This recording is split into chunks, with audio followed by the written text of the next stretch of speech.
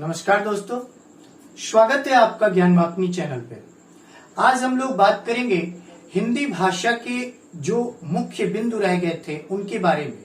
जो महत्वपूर्ण बिंदु आपके बोलियों से, उपबोलियों से या फिर उसकी उपभाषाओं से संबंधित है, वे सारी चर्चाएं आज हम लोग समाप्त करेंगे। और उसके बाद अंतिम विषय बिंदु पर मैं आपको छोड़कर जाऊंगा, जहां पर आपको यह बताऊंगा कि इसके बाद वाला लेक्चर क्या होने वाला है। ठीक है, तो चलिए स्टार्ट करते हैं, शुरू करते हैं हम लोग। आज का जो टॉपिक है हमारा वो है हिंदी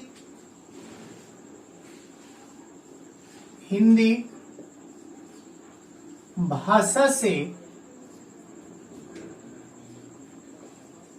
संबंधित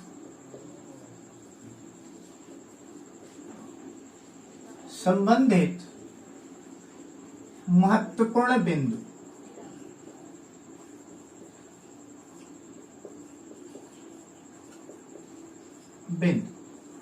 ठीक, यह आज का हमारा टॉपिक है। एक एक पॉइंट मैं समझाते चल रहा हूं, एक एक पॉइंट लिखवाते चल रहा हूं, उनको आप लोग ध्यान से लिखते चलिएगा। देखिए, मैंने आपको शुरुआत से बताया था, पिछले जितने भी लेक्चर हमारे हुए थे, आज हिंदी साहित्य, हिंदी भाषा के जो उत्पत्ति का कारण या फिर उसके इतिहास के ऊपर जो हमने अपनी चर्चाएं शुरू की थी, आज उसका अंतिम दिन है, आज उसका अंतिम लेक्चर है। तो इस पार्ट में हम आपको बताने जा रहे हैं, जो भी एक एक पॉइंट जो आपके एग्जाम से रिलेटेड है वह हम आपको बताने जा रहे हैं। पहली बात लिखिएगा कि पहला पॉइंट यह नोट कीजिएगा कि हिंदी की मूल उत्पत्ति, हिंदी भाषा की मूल उत्पत्ति किससे हुई है मैंने आपको बता रखा है, तो लिख लीजिएगा, वैदिक संस्कृत से हुई है। किससे हुई है? वैदिक संस्कृत से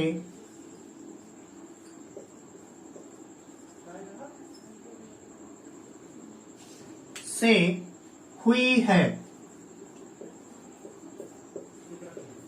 यह इस बिंदु का पहला पॉइंट है। आपको याद क्या रखना है? वैदिक संस्कृत से इसकी मूल उत्पत्ति हुई है, यह पॉइंट आपको ध्यान में रखना है।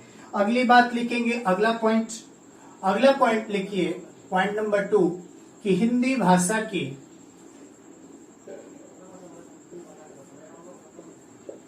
हिंदी भाषा अपभ्रंश से प्रभावित है। अपभ्रंश से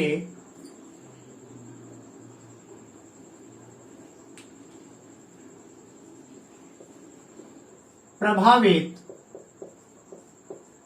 है। ठीक, उसके बाद अगला पॉइंट हमारा क्या होगा? अगला बिंदु होगा हमारा कि भारत की पहली देश भाषा, ब्रैकेट में लिख लीजिए, जनभाषा क्या थी? मैंने आपको पिछले वीडियोस में बताया हुआ है, ध्यान रखिएगा। क्या थी? पाली है। यानी आपके एग्जाम में अगर पूछेगा कि पहली देश भाषा या फिर जनभाषा बताइए, तो उत्तर क्या होगा? पाली होगा। अगला पॉइंट जो हमें नोट करना है वह नोट कीजिए कि हिंदी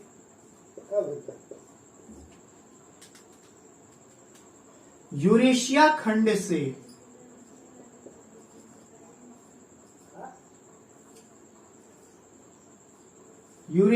खंड के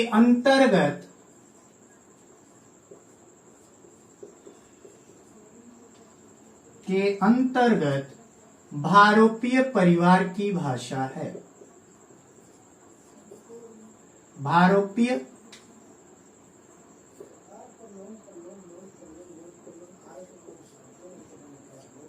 परिवार की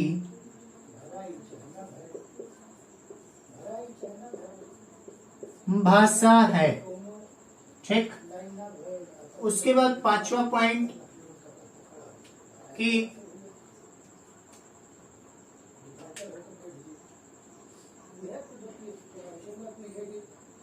महात्मा बुद्ध की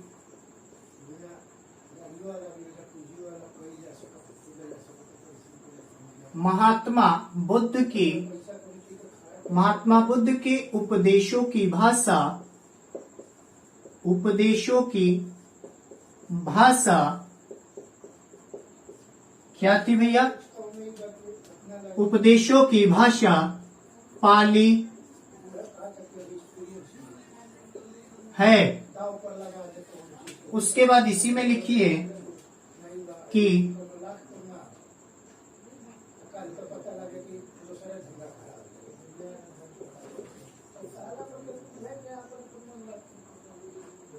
त्रिपिटक की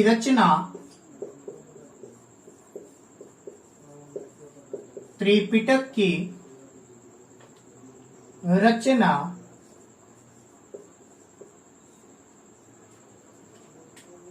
पाली भाषा में हुई है।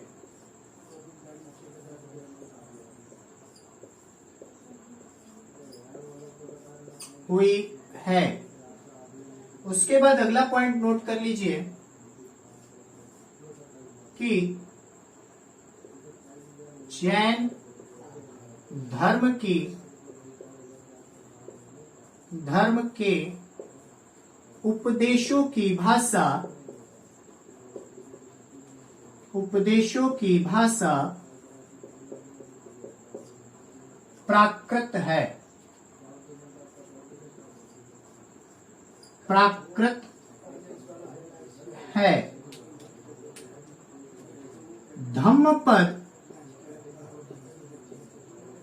धम्मपद की रचना प्राकृत भाषा में हुई है। किसमें हुई है? प्राकृत भाषा में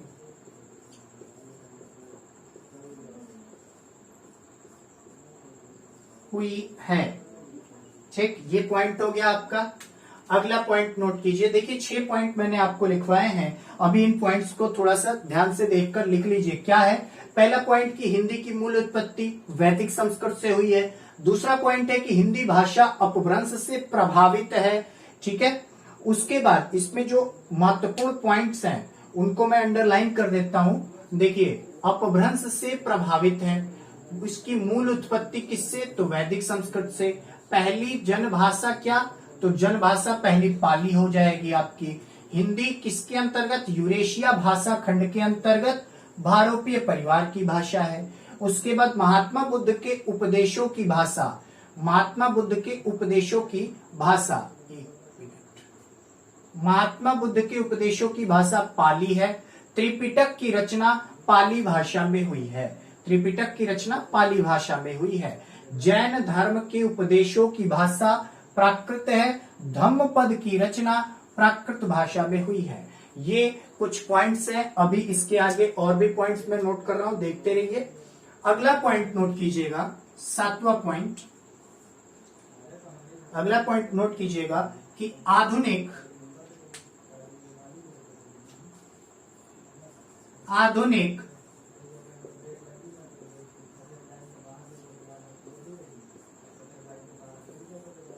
हिंदी के जनक,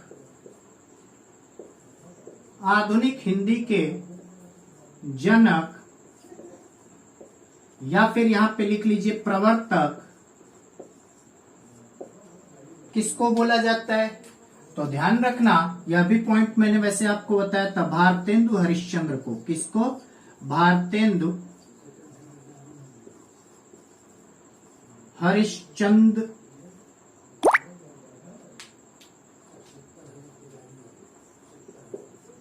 को बोला जाता है। यहां लिख लीजिए माना जाता है, बोला नहीं, माना जाता है। ठीक है, ध्यान रखिएगा, किसको माना जाता है? भारतेंदु हरिश्चंद्र को माना जाता है। इसके नीचे अंडरलाइन कर देते हैं, भारतेंदु हरिश्चंद्र। और आधुनिक हिंदी के जनक, ध्यान रखिएगा, आधुनिक हिंदी के जनक कौन? भारतेंदु हरिश्चंद्र। ठीक है, यह कुछ पॉइंट्स अभी मैंने बताए। अब इसके बाद के कुछ पॉइंट्स हैं जिनको मैं बताने जा रहा हूं, तो इसको नोट कर लीजिए, फिर मैं इरेज करूंगा और फिर ऊपर से मैं फिर से लिखूंगा। चलिए देखते हैं। और अगला पॉइंट नोट कीजिएगा,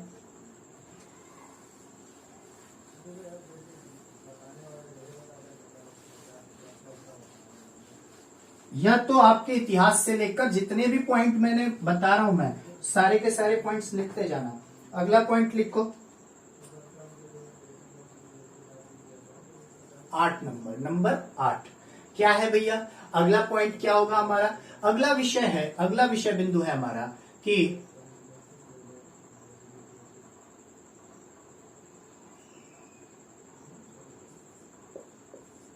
उड़िया, बंगाली,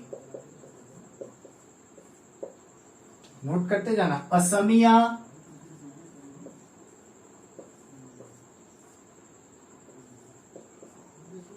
उड़िया, बंगाली, असमिया आदि पूर्वी भाषाएं, आदि पूर्वोत्तर भाषाएं क्या होती हैं, किससे प्रभावित है? तो लिख लेना कि बिहारी हिंदी,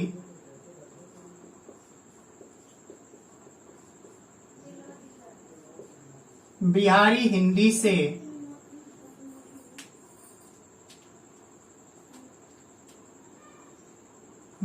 हिंदी से प्रभावित है। ये नोट कर लीजिए, है। ठीक है, उसके बाद नोट कर लीजिएगा एक और,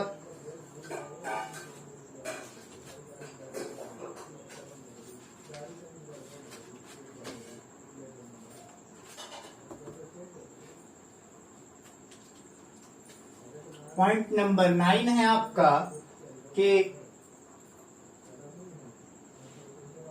मराठी भाषा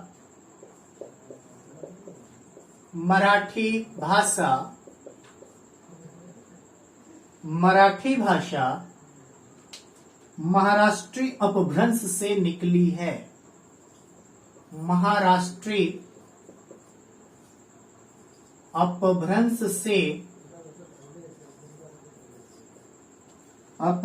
से विकसित है। यह कुछ एक्स्ट्रा पॉइंट्स हैं आपके हिंदी के जो भी विकास में बोलियां या फिर उपभाषाएं या फिर अपभ्रंश के निमित्त जो भी आपके अतिरिक्त हैं, जो कि आपकी हिंदी को छोड़कर हैं या फिर अपवाद रूप में हैं, उनको मैं यहाँ पर पॉइंट आउट करा रहा हूँ। यहाँ पर यह मत सोच लेना कि सर फिर महाराष्ट्री आपने वहां पे तो नहीं बताई थी, 5 ही बताई थी। यह एक अपवाद है। आपको बता दूं, महाराष्ट्री जो था, महाराष्ट्री अपभ्रंश जो है एक अपवाद है, उससे एक ही भाषा मराठी निकली, इसलिए उसको गिना नहीं जाता। आपको अभी एक और छोटा सा पॉइंट मैं बताऊंगा, लिखवाऊंगा नहीं, केवल बताऊंगा, ध्यान रखना उस पॉइंट को, से विकसित हुई है। ठीक, उसके बाद अगला पॉइंट लिखिए, पॉइंट नंबर 10। पॉइंट नंबर 10 लिख लेना कि गुजराती भाषा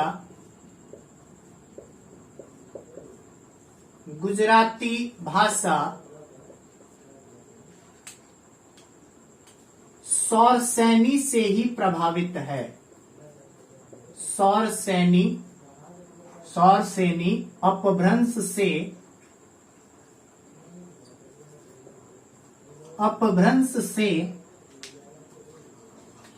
से ही प्रभावित है। अब ध्यान रखना कि मैंने सौरसैनी में गुजराती को क्यों नहीं लिखवाया, क्योंकि देखो मैंने आपको बताया था कि हिंदी की बात हम कर रहे थे, तो सौरसैनी में हमारी जो हिंदी प्रक्षित हुई उसकी हमें बात करनी थी, तो इसलिए हमने बताया था कि सौरसैनी से पश्चिमी हिंदी निकली थी। ठीक है, ध्यान रखना इस पॉइंट को। और गुजराती भाषा भी जो है वो सौसैनी अपभ्रंश से ही प्रभावित है। या आजकल के पेपर में अगर एग्जाम में आप किसी, मान लीजिए आप उत्तर प्रदेश पीसीएस की, अगर लोक सेवा आयोग की अगर आप परीक्षा देना चाहते हो, संघ लोक सेवा आयोग की, तो वहां पर अगर आप किसी प्री एग्जाम में बैठते हो तो वहां पर हो सकता है कि ऐसे प्रश्न आपसे पूछे जा सके कि मराठी या फिर गुजराती के बारे में। तो इन पॉइंट्स को इसीलिए मैं लिखवा रहा हूं, ध्यान रखना इस चीज को। अगला पॉइंट देखो 11 नंबर 11 क्या है? नंबर 11 है कि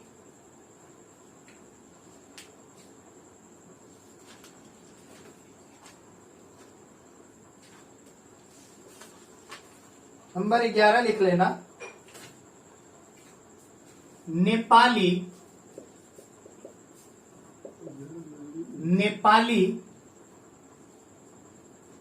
भाषा को हिंदी की उपभाषा मानी जाती है। क्या की जाती है? मानी जाती है। यह बात ध्यान रखना, क्या होता है? माना जाता है, केवल है नहीं, ऐसा है नहीं, वह केवल और केवल माना जाता है। अब कुछ पॉइंट्स और लिखते हैं। 12वां पॉइंट लिखना कि भारत में प्रयुक्त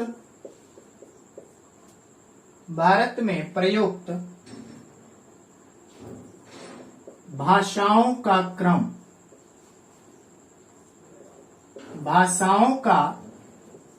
क्रम आरोही में।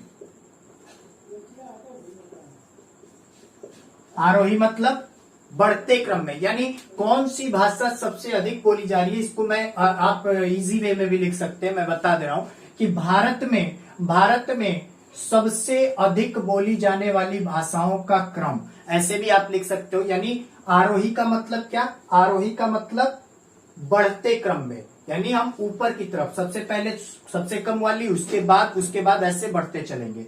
तो जो सबसे कम बोली जाती है जनसंख्या की दृष्टि से, पहले लिख लो, इसमें भी एक पॉइंट नोट करो, जनसंख्या की दृष्टि से, जनसंख्या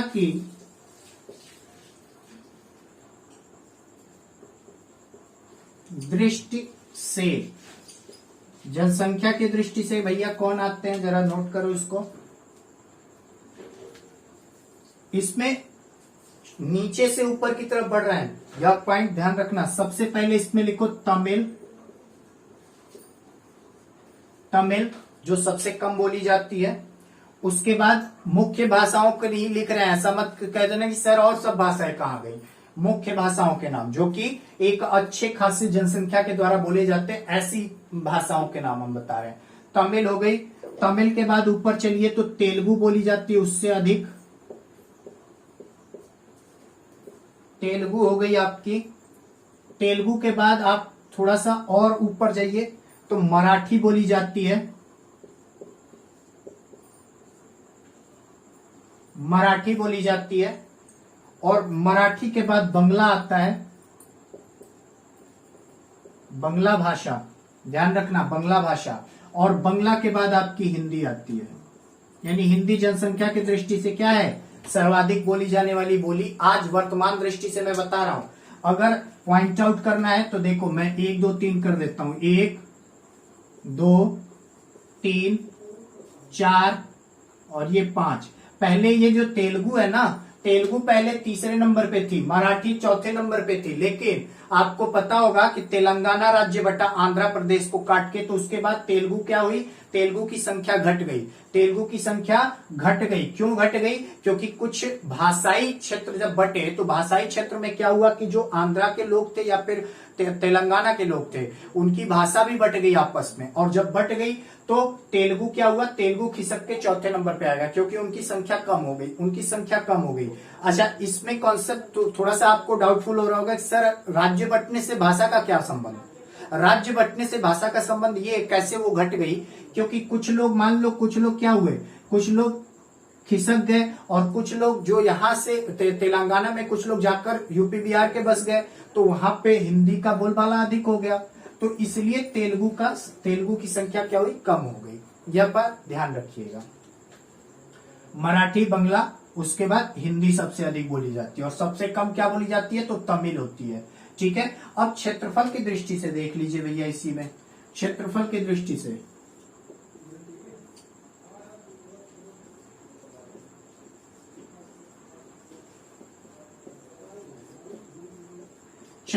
दृष्टि से अगर मैं बात करूं तो सबसे अधिक आपकी, अब मैं इसमें एक ही नाम लिख दे रहा हूं। देखो, इसमें क्षेत्रफल की दृष्टि से अगर बात करें हम, तो मैं नीचे से लिख रहा हूं,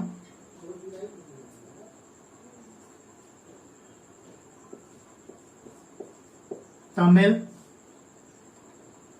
उसके बाद आपकी बोली जाती है मराठी,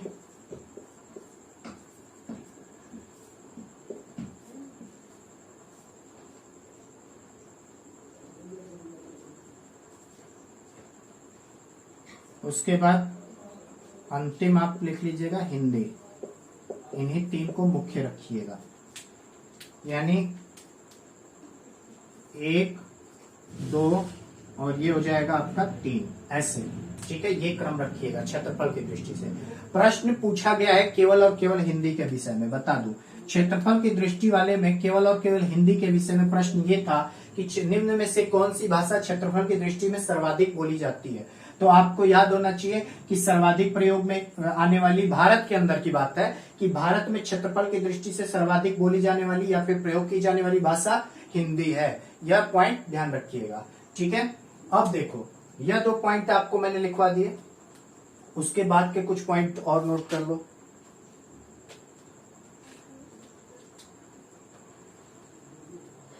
मिटा रहे हैं जरा, जस्ट मिनट। और ये सारे पॉइंट आपके एग्जाम के हिसाब से बहुत इंपॉर्टेंट है। जितने भी एग्जाम आपके आने वाले हैं, शुरू होने वाले हैं, 30 तारीख को जो आपका बीएड का है, उसमें भी ऐसे क्वेश्चन पूछे जा सकते हैं। आपका जो आने वाला अगस्त में एग्जाम है आपके यूपी पेट के, तो उसमें भी ये सारी चीजें पूछी जा सकती है। जो 20 तारीख को होने वाला एग्जाम है 20 अगस्त को, उसमें भी पेट के एग्जाम में भी यह सारी क्वेश्चन पूछे जा सकते हैं। आगे आने वाले एग्जाम्स जैसे आपके टीजीटी पीजीटी के एग्जाम्स हैं 16 अगस्त को, तो 16 अगस्त को जो एग्जाम है उसमें भी ये सारे प्रश्न आपके पूछे जा सकते हैं, क्योंकि हिंदी का प्रश्न है, और अगर आपने हिंदी ले रखा है फिर तो जरूर इससे यहां से क्वेश्चन बन सकते हैं आपके। तो इसलिए इंपॉर्टेंट सेशन है ये, ध्यान से इसको नोट करते रहिए, देखते रहिए, समझिए इसको। उसके बाद 13 नंबर लिखिए, पॉइंट नंबर 13। देखिए, राजभाषा के ऊपर मैं एक अलग से वीडियो बनाऊंगा। ठीक है, राजभाषा के ऊपर एक अलग से वीडियो बनाऊंगा। यहां पे सिर्फ इतना लिख लीजिए इसके पहचान में कि हिंदी को भारतीय संविधान के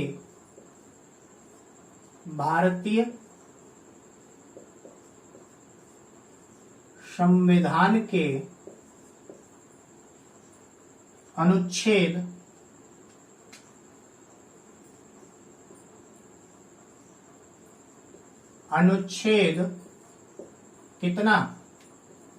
343 ठीक है, 343 ब्रैकेट में भाग 7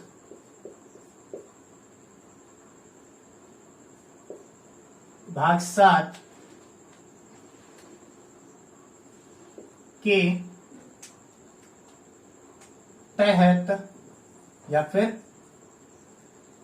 तहत या फिर अनुसार भारत की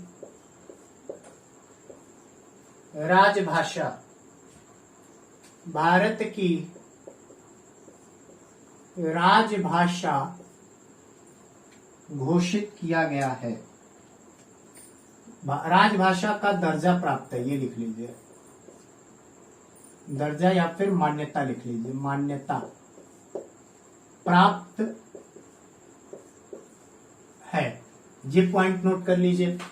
अब इसमें मैंने आपको बताया कि राजभाषा के ऊपर एक डिटेल वीडियो आपको मैं बताऊंगा, समझाऊंगा, क्योंकि राजभाषा में आपके 343 से लेकर 351 तक की अनुच्छेद आते हैं। 8वीं अनुसूची में आपकी भाषाओं का जिक्र किया गया है, तो वो 8वीं अनुसूची में 22 भाषाओं का जिक्र है। उन 22 भाषाओं को भारत के द्वारा, भारतीय संविधान के द्वारा मान्यता प्राप्त है। लेकिन इस आर्टिकल में ये जो भाग 7 का अनुच्छेद 343 से लेकर आपके 351 तक की मैं बात कर रहा हूं, इसमें आपके अलग अलग भाषाओं के बारे में दिया है कि वो भाषाएं किस प्रकार से, कौन सी भाषा कहां पे प्रयुक्त होगी। उसी में यह भी दे रखा है कि न्यायालय की कामकाज की भाषा अंग्रेजी होगी, यह ध्यान रखना। संसद में दिया गया है कि संसद की जो भी आपकी विधेयक बनते हैं, उन विधेयकों को दोनों भाषाओं में लाना चाहिए, अंग्रेजी और हिंदी अनुवाद भी उसका होना चाहिए। लेकिन वर्तमान परिदृश्य में हम यह चर्चा करेंगे, जब डिटेल वीडियो हमारा आएगा, विस्तृत वीडियो उस चीज पे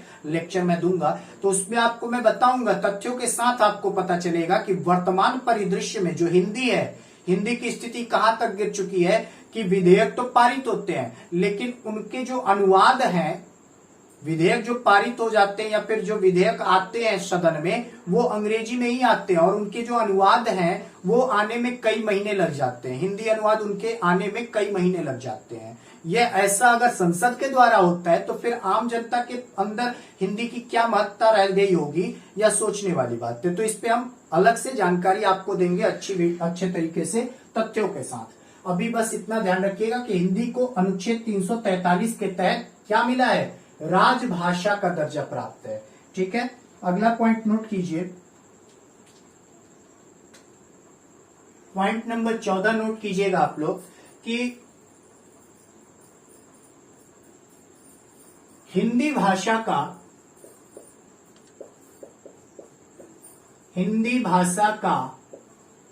मानक रूप या फिर यहां पे लिख दीजिए मान्यता प्राप्त रूप, मान्यता प्राप्त रूप क्या है, खड़ी बोली, खड़ी बोली है। यह बहुत ही इंपॉर्टेंट प्रश्न है, क्योंकि एक बार पूछा जा चुका है, वो भी यूपी पीएससी में पूछा जा चुका है। ठीक है, क्या पूछा गया था वहां पे कि हिंदी भाषा का मानक रूप बताइए, और वहां पे खड़ी बोली ऑप्शन में था, लेकिन बहुत लोगों को पता ही नहीं था कि ये मानक रूप होता क्या है। मानक रूप क्या होता है वह मैं बता दूं, बहुत बड़ी बात नहीं है। मानक का मतलब होता है मान्यता, यानी जिस चीज को आपने मान्यता दे दी। हिंदी में 18 बोलियां हैं, लेकिन उन 18 बोलियों में से हमने खड़ी बोली को उसकी व्याकरणिक रचना के चलते हमने उसको क्या दे दिया, मान्यता दे दिया कि यही हिंदी है, यही हिंदी है। जब ऐसी मान्यता हमने दे दी तो उसी को हम मानक रूप बोलते हैं। तो ध्यान रखना, हिंदी भाषा का मानक रूप क्या है, खड़ी बोली है। उसके बाद लिख लो एक बात, एक पॉइंट और लिख लेना। अब मैं थोड़ा सा साहित्यिक रूप से बढ़ता हूं कि देखो, साहित्यिक दृष्टि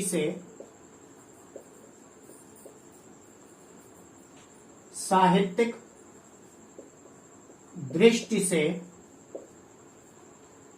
भारत में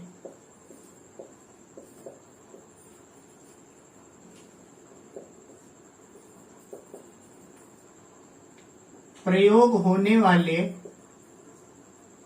वाली बोलियों का क्रम, हिंदी बोलियों का क्रम, प्रयोग होने वाली हिंदी बोलियों का क्रम। ध्यान रखो क्या कह रहा हूं कि साहित्यिक दृष्टि से भारत में प्रयोग होने वाली हिंदी बोलियों का क्रम।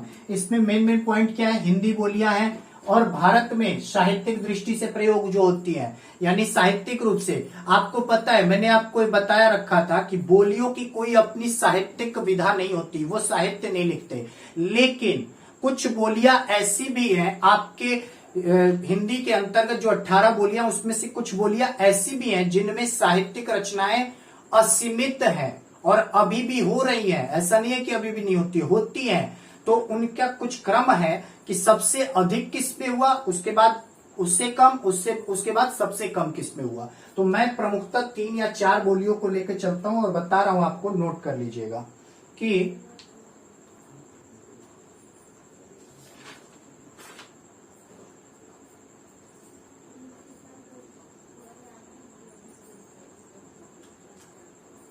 नोट कर लीजिए एक चीज, सबसे अधिक जो रचनाएं हुई हैं अभी तक ब्रजभाषा, सबसे अधिक रचनाएं, यानी साहित्यिक रूप से सबसे समृद्ध भाषा अगर आपसे पूछी जाएगी तो क्या लिखोगे, ब्रजभाषा लिखोगे। साहित्यिक रूप से सबसे समृद्ध बोली अगर आपसे पूछी जाएगी हिंदी के अंतर्गत तो ब्रजभाषा बोली आएगी। ब्रजभाषा सबसे समृद्ध बोली है, खड़ी बोली नहीं है। यह मत समझ लेना कि खड़ी बोली मानक रूप है इसीलिए खड़ी बोली क्या होगी, साहित्यिक समृद्ध भी होगी, नहीं भैया ऐसा कुछ नहीं है। खड़ी बोली से भी ज्यादा ब्रजभाषा है। और ब्रजभाषा के बाद एक लिख लेना, ब्रजभाषा के बाद आप लिखना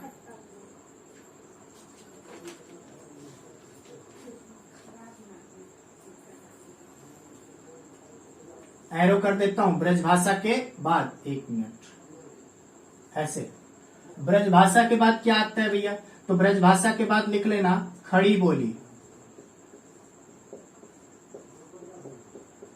खड़ी बोली, और खड़ी बोली के बाद लिख लेना अवधि,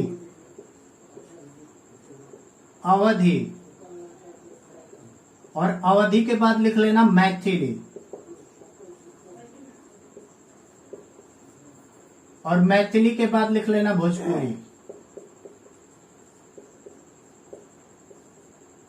अब यह बोलियां मैंने आपको बताई, 1 2 3 4 5 बता दी। पांचों का क्रम देखो, सबसे पहले आपका ये आएगा 1 नंबर पे, 2 नंबर पे खड़ी बोली, 3 नंबर पे अवधी, 4 पे मैथिली, 5 पे भोजपुरी, ऐसे चलता है। यानी इनके जो साहित्य लिखे गए हैं, जो इनकी साहित्य संरचना आपको मिलेगी, वह साहित्य संरचना सबसे ज्यादा ब्रजभाषा में मिलती है, उसके बाद खड़ी बोली में मिलती है, उसके बाद अवधी में मिलती है, फिर मैथिली, फिर भोजपुरी। ये 5 क्रम मैंने बताए। अब इसी में एक और चीज समझ लो, या तो मैंने आपको बता दिया किसके बारे में, कि साहित्यिक समृद्धि के बारे में। अब अगला पॉइंट नोट कर लेना, पॉइंट नंबर 16, कि साहित्यिक दृष्टि से हो गया आपका उत्तर प्रदेश में, क्योंकि आपको उत्तर प्रदेश का अगर एग्जाम देना है तो फिर जानना जरूरी होगा। उत्तर प्रदेश में बोली जाने वाली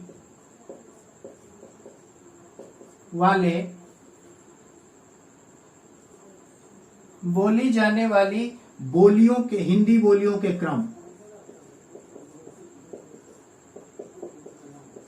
हिंदी बोलियों के, खड़ी बोली लिखो, खड़ी बोली का प्रयोग वर्तमान में सबसे अधिक होता है। खड़ी बोली के बाद आपका प्रयोग, इसमें भोजपुरी का प्रयोग ज्यादा होता है, भोजपुरी। भोजपुरी के बाद आपका यहाँ पे प्रयोग सबसे ज्यादा किसका होता है, अवधी का। अवधी के बाद क्या आता है, तो अवधी के बाद आपका ब्रजभाषा।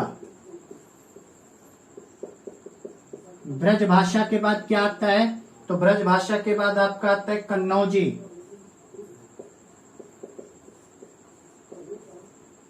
और कन्नौजी के बाद क्या आता है, तो यहां पे देखना, कन्नौजी के बाद अंतिम लिख रहा हूं बुंदेली, बुंदेली, और बुंदेली के बाद बघेली। यानी आपका इस क्रम में चलेगा, ठीक है। खड़ी बोली, भोजपुरी, अवधी, ब्रजभाषा, कन्नौजी, बुंदेली और बघेली, इस तरीके से इस क्रम में आपके बोलियां बोली जाती है। यानी सबसे अधिक खड़ी बोली बोली जाती है वर्तमान परिदृश्य की मैं बात बता रहा हूँ, फिर भोजपुरी, और उसके बाद अवधी, फिर ब्रजभाषा, फिर कन्नौजी, फिर बुंदेली, फिर आपकी बघेली बोली जाती है, ठीक है। अब ध्यान रखो, अब अगला पॉइंट देखो, इसमें एक चीज समझो कि आप देख रहे होगे कि अवधि यहाँ पे है, और जब मैंने आपको क्षेत्र लिखवाए थे तो उसमें खड़ी बोली से ज्यादा क्षेत्र कहाँ के आपको दिख रहे थे? अवधि के दिख रहे होंगे। लेकिन आप यह समझो कि आजकल की जो अवधि है उसमें खड़ी बोली और भोजपुरी का क्या हो रहा है? मिक्सचर होने लगा, तो वह भी लोग इधर की तरफ खींच रहे हैं। तो संख्या घटेगी कि नहीं घटेगी? यह क्षेत्रफल के अनुसार नहीं बता रहा हूं, ये संख्या के अनुसार बता रहा हूं, ध्यान रखना। तो इसमें पूछा भी जा चुका है, एक बार यूपीपी के पेपर में आया था कि उत्तर प्रदेश में बोली जाने वाली सर्वाधिक बोली जाने वाली बोली का नाम बताइए। उसमें खड़ी बोली का आंसर होगा। ठीक है, ध्यान रखना। अगला देखिए, अगला पॉइंट देखिए, और ऊपर से मैं लिखता हूं, इसको मिटा रहा हूं, उसके बाद शुरू से फिर से लिख रहा हूं, ध्यान रखिए। एक एक पॉइंट ध्यान से देखते चलिएगा। अब देखिए 17 नंबर, यह मैंने आपको उत्तर प्रदेश के अंदर बता दिया। अब एक और पॉइंट लिख लो कि आपकी जो एक बोली मैंने बताई थी, एक बोली का नाम लिख, एक बोली के बाद एक उपबोली का नाम लिख लेना कि काशिका। दूसरे पेन से लिख देते हैं इनको, लिखना काशिका। काशिका कहां पे बोली जाती है? काशिका नामक हिंदी उपबोली, काशिका नामक हिंदी उपबोली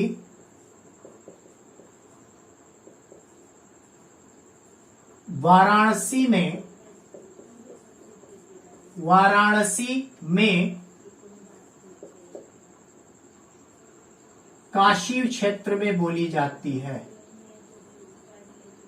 काशी क्षेत्र में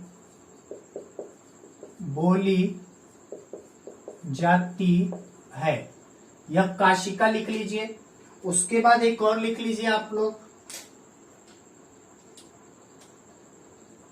यानी काशिका क्या है? एक बोली नहीं है, उपबोली है। उपबोली यानी बोली के अंदर की बोली, जैसे आपकी भोजपुरी है या फिर मगही है, इसके अंदर ये काशिका का प्रयोग होता था पहले। अब बहुत कम लोग हो गए हैं, लेकिन यह जानना जरूरी है कि काशिका नामक जो उपबोली है आपकी हिंदी की, वह कहां पे बोली जाती है? तो वाराणसी यानी बनारस का जो काशी क्षेत्र है, जो बनारस में आज भी एक काशी स्टेशन पड़ता है, आपको बता दूं, और उस काशी स्टेशन के आसपास के क्षेत्र को आज भी काशी बोलते हैं। ठीक है, तो उस क्षेत्र की जो बोली उपबोली है वो काशिका कहलाती है। क्या कहलाती है? काशिका कहलाती है। उसके बाद लिखना है एक अंगिका। एक लिख लेना अंगिका के बारे में कि अंगिका नामक उपबोली, अंगिका नामक मैथिली उपबोली, मैथिली उपबोली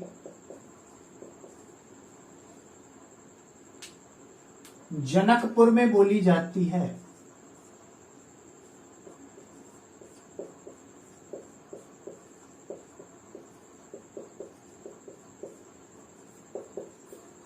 बोली जाती है। अब इसको जरा ध्यान दो, ये क्या लिखा मैंने? ये लिखा मैंने कि अंगिका। अंगिका क्या है? मैथिली की एक उपबोली है। अच्छा, मैंने उसमें क्यों नहीं लिखवाया उपबोली वाले टॉपिक में? क्योंकि ये अंगिका अब लुप्त हो रही है। क्या हो रही है? लुप्त हो रही है, समाप्त हो रही है। तो इसको जो है, यह जो है मैथिली की एक उपबोली है। किसकी उपबोली है? मैथिली बोली की एक उपबोली है, और ये जनकपुर में ही केवल और केवल बोली जाती थी। अब यह समाप्त होने के कगार पर आ चुकी है। तो ध्यान रखना, अंगिका एक हो गया आपका। एक और लिख लो अंगामी। अंगामी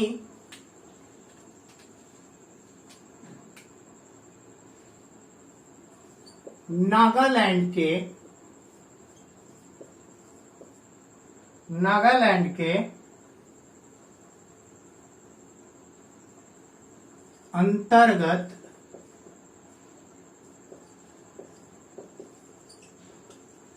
बोली जाने वाली उपबोली है। उपबोली है।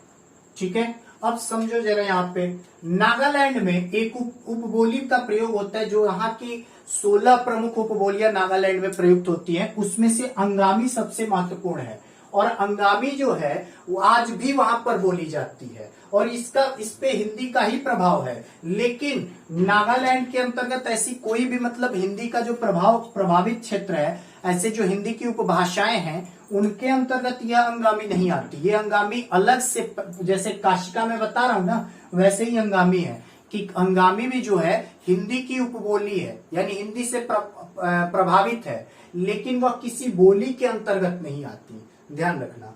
अब आगे देखो, एक और लिख लो,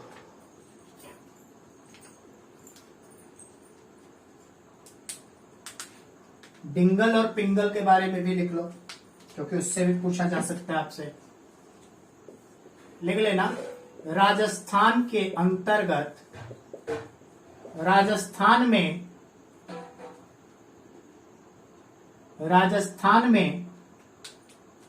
डिंगल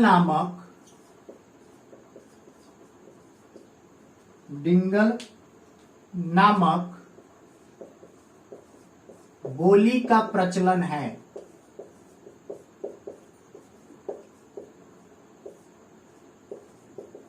बोली का प्रचलन है, यानी डिंगल कहां पे बोली जाती है? राजस्थान में। यह पूछा जा चुका है। राजस्थान की जो साहित्य लिखे गए वो डिंगल में भी पाए जाते हैं, ठीक है, ध्यान रखना। उसके बाद अगला पॉइंट इसी में नोट कर लो।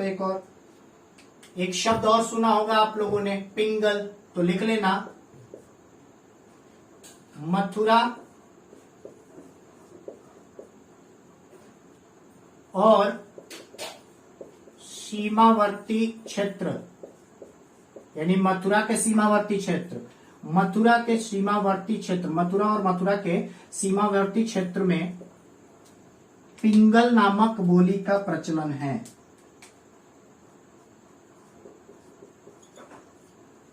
पिंगल नामक बोली का प्रचलन है, ठीक है। अब ध्यान रखना, मथुरा में क्या बोली जाती है भैया? मथुरा में आपकी पिंगल बोली जाती है। राजस्थान में क्या बोली जाती है? डिंगल बोली जाती है। डिंगल मतलब डींगे हाँकना। डिंगल देखो, उसमें कड़वे अक्षरों का प्रयोग होता है। जैसे आपका जो वर्ण विचार में मैं आपको बताऊंगा, उसमें एक जो ट ठ ड ढ ये अक्षर होते हैं ना, इनको बोलते हैं कठोर अक्षर, यानी कठोर वर्ण बोलते हैं, तो इनका प्रयोग इसमें ज्यादा होता है। और ये जो पिंगल है, पिंगल में मृदु यानी कोमल का, जैसे आपका क हुआ कोमल है, च हुआ तालव्य से जो बोले जाते हैं ये कोमल है, श श श हुआ, ये सारे तीनों श कोमल हैं, ठीक है। और जो ध्वनियां कर्कश होती हैं उनको डिंगल में और इसमें पिंगल में जो ध्वनियां जिन वर्णों को बोलने में ध्वनियां क्या आती है? कोमल आती हैं, मीठी ध्वनियां आती हैं, तो उनको पिंगल में प्रयोग किया जाता है। अगला पॉइंट देख लो, ये मैंने छोटा सा पहचान इसका बताया है। अगला पॉइंट देख लो, 22वां पॉइंट, एक और है ढूंढाड़ी। लिख लेना, जयपुर के अंतर्गत, जयपुर में ढूंढाड़ी नामक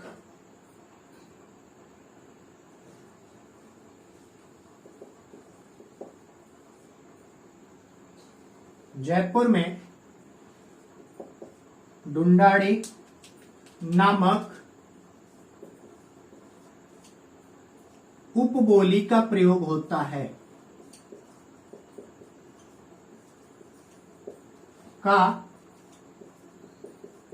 प्रयोग होता है। इसीलिए क्या करते हैं ना, जो हिंदी लोग पढ़ाते हैं अक्सर, वो लोग कह देते हैं कि ये जो ढूंढाड़ी है यही जयपुरी बोली है, यही जयपुरी है। राजस्थानी हिंदी के अंतर्गत आने वाली जो जयपुरी बोली है उसी को लोग ढूंढाड़ी नाम दे देते हैं, लेकिन वो नहीं समझते कि ढूंढाड़ी एक वहां की प्रचलित बोली है। यही नहीं, एक और लिख लीजिएगा कि राजस्थान में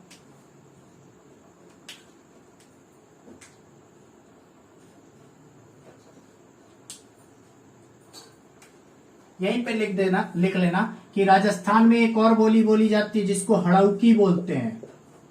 हड़ौकी, ध्यान रखना, हड़ौकी बोलते हैं, उपबोली है यह भी, एक उपबोली बोली जाती है जिसको हड़ौकी बोलते हैं, यह भी नोट कर लेना, ठीक है। डिंगल बोली है, लेकिन हड़ौकी क्या है? हड़ौकी उपबोली है। मैं नोट कर दे रहा हूं, हड़ौकी जो है उपबोली है। ठीक है, राजस्थान में बोली जाती है। ठीक, हाँ, ये आपके कुछ मैंने जरूरी वाले बता दिए। ठीक है, जो जरूरी थे वो वाली उपबोलियों के बारे में बता दिया। एक और पॉइंट अब नोट कर लो इसके बाद ये पॉइंट नोट करो कि जो आपको साहित्यिक रूप से जानना जरूरी है वो नोट कर लो। लास्ट के कुछ पॉइंट हैं, नोट करो कि कृष्ण से संबंधित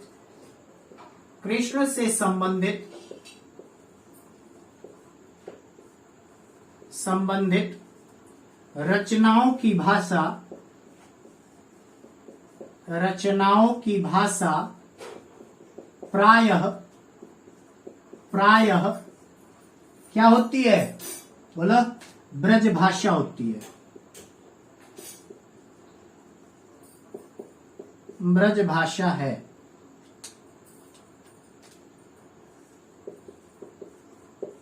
ठीक है, यानी कृष्ण के संबंधित जितनी भी रचनाएं की गई हैं उनकी ब्रज भाषा प्रायः पाई जाती है। प्रायः लिखा हूं, यह मत सोच लेना कि सर फिर तो सब रचनाएं कृष्ण की उसी में होंगी, ऐसा कुछ नहीं है। राम के संबंधित भी लिख लो एक चीज, 24 नंबर कि राम काव्य की भाषा प्रायः क्या है? अवधी है।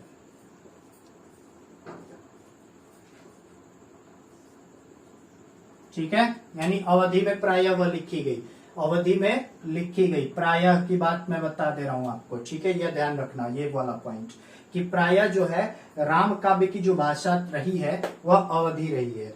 ठीक है, ये पॉइंट आप लोग ध्यान रखिएगा। एक इसमें एक पॉइंट और है जो कि साहित्यिक हिंदी के इतिहास में आता है, फिर भी यहाँ पे बता दूं। जैसे प्रायः लिखा हो ना, तो विनय पत्रिका जो है, विनय पत्रिका की जो रचना की है तुलसीदास जी ने, उसकी भाषा ब्रज भाषा है। उसकी भाषा क्या है? ब्रज भाषा है, यह ध्यान रखिएगा।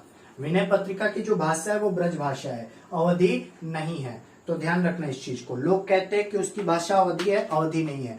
आज हम इतना ही। अच्छा, कल जब हम मिलेंगे तो अगला टॉपिक हमारा क्या होगा भैया, तो उसको कहीं नोट कर लेना कि अगला टॉपिक हमारा जो है वो लिपि होगी। क्या होगी? लिपि होगी।